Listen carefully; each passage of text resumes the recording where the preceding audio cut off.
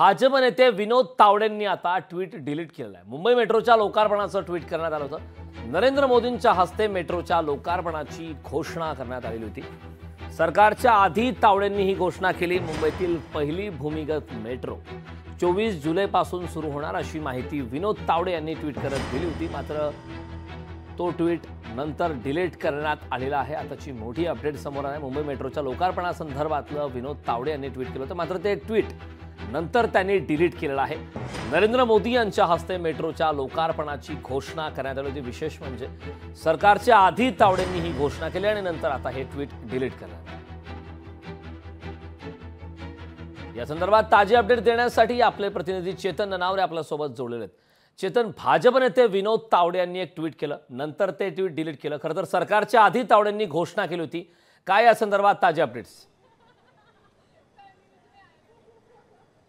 निश्चितच एकंदरीत जो मुख्यमंत्री आणि एकंदरीत सरकारचाही एकंदरीत महत्त्वपूर्ण उपक्रम आहे, हा प्रकल्प आहे, तो म्हणजे मुंबई मेट्रोचा। आणि मुंबई मेट्रो 3ची जी लाईन आहे ती पूर्णपणे भूमिगत असणार आहे आणि याच प्रकल्पाचं लोकार्पण आहे ते 24 जुलै रोजी पंतप्रधान नरेंद्र मोदी यांच्या हस्ते होतंय। असा एक व्हिडिओ थेट विनोद तावडे यांनी ट्विट केलेला होता आणि त्यानंतर राज्यातील सर्वच मेट्रोशी संबंधित अधिकाऱ्यांच्या भुवया उंचावल्या। कारण आपण पाहू शकतो चर्चगेट जे मेट्रोचं स्थानक आहे, अगदी मंत्रालयाला लागून हे स्थानक आहे। या स्थानकाचं अद्याप काम पूर्ण झालं नाहीये, काम प्रगतीपथावर आहे। त्यामुळे 24 जुलैपर्यंत हे काम पूर्ण कसं होणार असा प्रश्न एकंदरीत सर्व अधिकाऱ्यांना पडलेला होता।